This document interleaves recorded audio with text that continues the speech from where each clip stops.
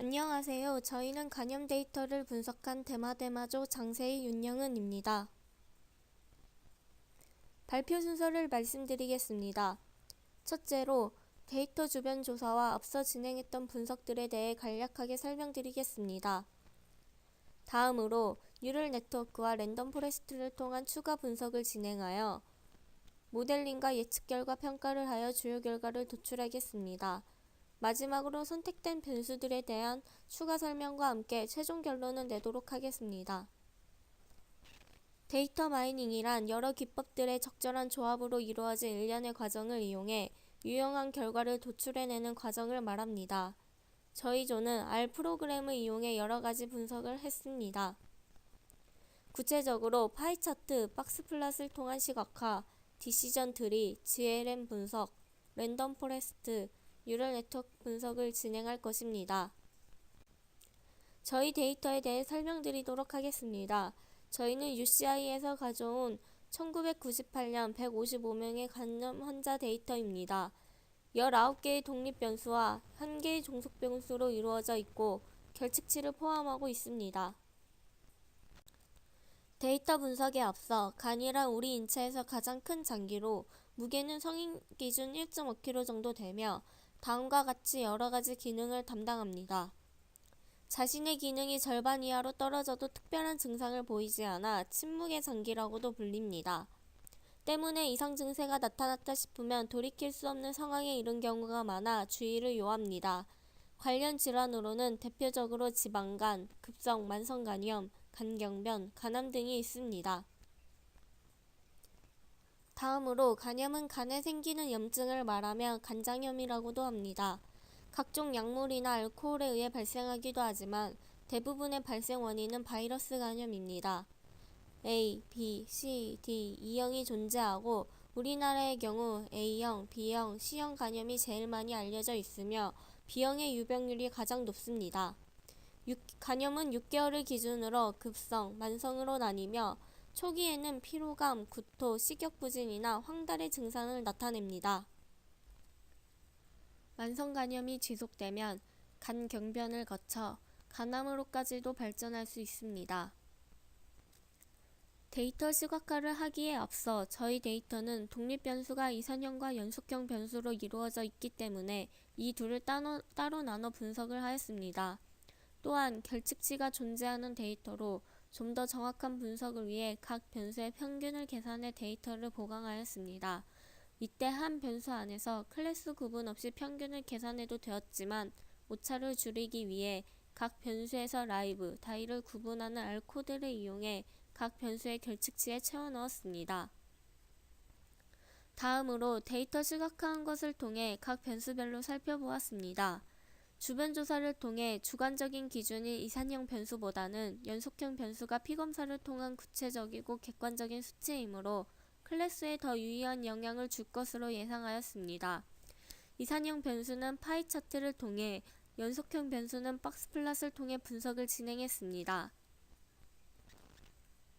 파이 차트를 통해 이산형 독립 변수를 시각화하였습니다. 대부분의 이산형 변수들이 라이브, 다이에 큰 차이가 없고 오히려 라이브에서 예스인 네거티브 비율이 더 큰 것을 볼 수 있습니다.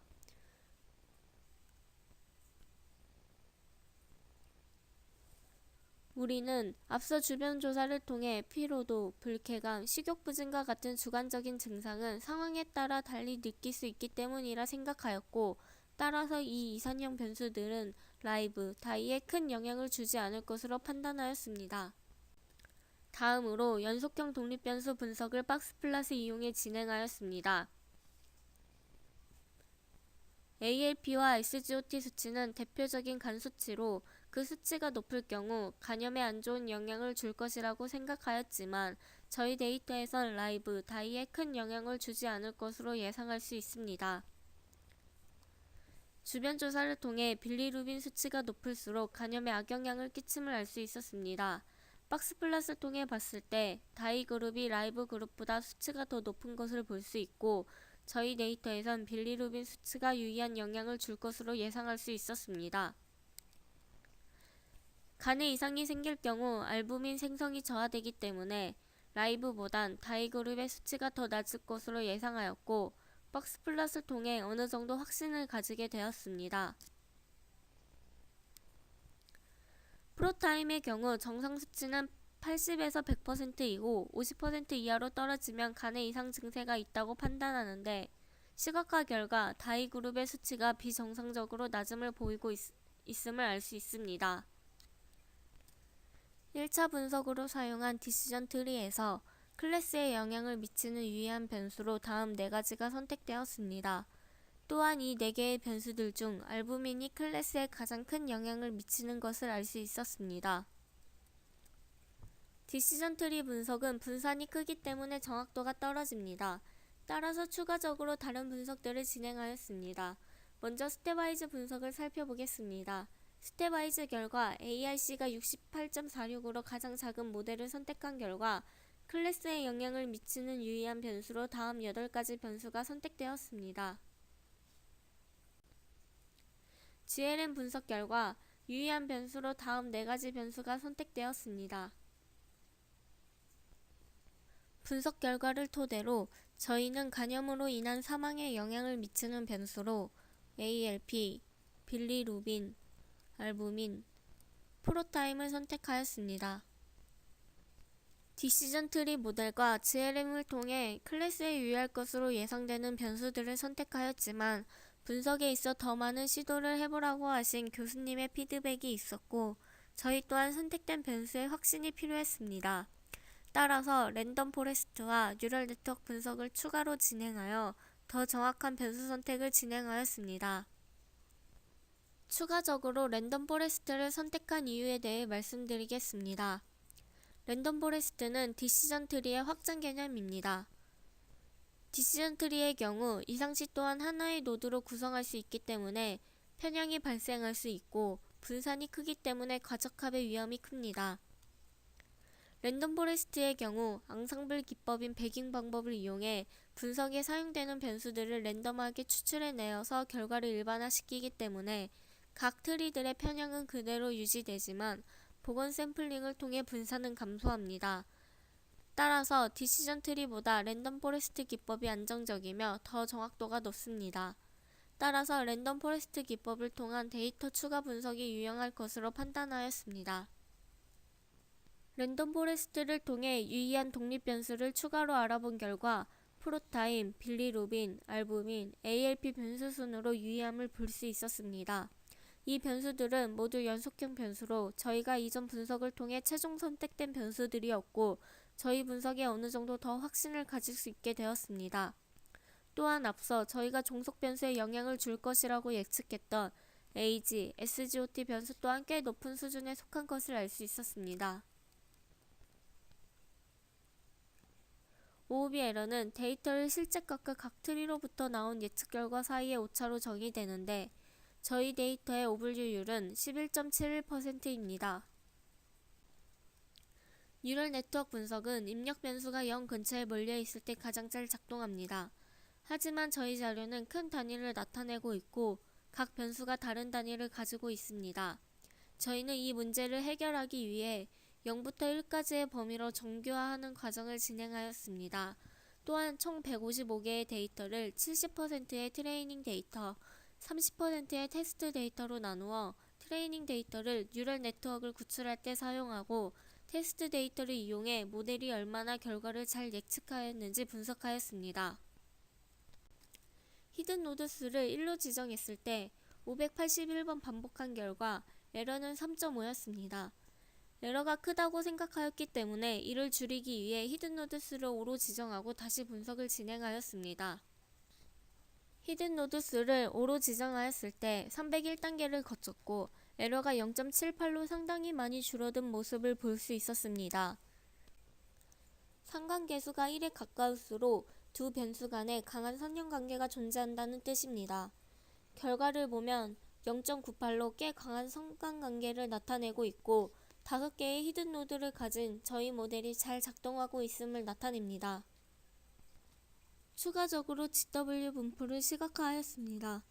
GW란 개별 설명 변수 변화에 따른 로그아즈로 0에 몰려 있을수록 해당 변수가 예측 결과에 기여하는 바가 거의 없음을 의미합니다. 저희가 최종 선택할 변수에 대해 시각화를 해본 결과 모두 상관관계를 가지고 있었습니다. 빌리루빈의 경우 음의 값을 보이며 설명 변수 상승 시 로그아즈가 감소하여 음에 영향을 미칩니다. 알부민과 프로타임의 경우 양의 값을 보이며 설명 변수 상승 시 양에 영향을 미칩니다. 마지막으로 주요 결과 도출 및 최종 결론을 내겠습니다.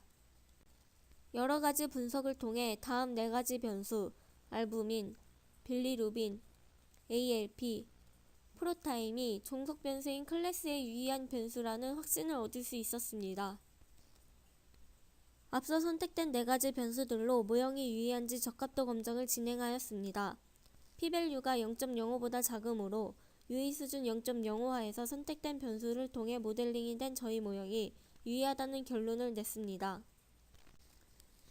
간은 7-80%가 손상이 되어도 증상이 나타나지 않기 때문에 침묵의 장기라고도 불립니다. 특히 간은 한번 손상되면 회복하기까지 힘드므로 꾸준한 관리와 정기적인 검진이 절대적으로 필요합니다. 간 수치가 높아지는 이유는 피로와 과도한 스트레스, 잘못된 식습관과 음주, 흡연 등을 꼽을 수 있습니다. 간 수치의 정상 범위를 유지하기 위해 정크푸드를 피하고 채소와 비타민이 풍부한 과일을 섭취하는 등 식습관 관리가 필요합니다. 또한 음주와 흡연을 피하고 운동을 함으로써 스트레스를 조절하는 것이 좋습니다. 최근 양천구의 한 병원에서 간염이 집단 발생하여 뉴스에 크게 보도된 적이 있습니다. 주사기 재사용으로 발생한 이 사고로 인해 해당 병원의 원장까지 간염에 걸렸고 윤리위에 회부되어 고발장까지 접수될 만큼 큰 사건이었습니다. 간염은 대부분 바이러스에 의한 감염의 비율이 큰 만큼 식습관 개선과 금주, 금연과 같은 개인위생뿐 아니라 물리적인 감염 경로 차단 역시 간염 예방법 중 하나입니다. 따라서 다음과 같은 경우 또한 간염 바이러스에 감염되지 않도록 주의해야 합니다. 성관계 시 주의해야 하고 간염인 산모의 경우 출산 과정에서 태아에게 수직 감염되는 것을 막아야 하며 수혈이나 주사바늘 사용 시 주의를 요합니다. 감사합니다.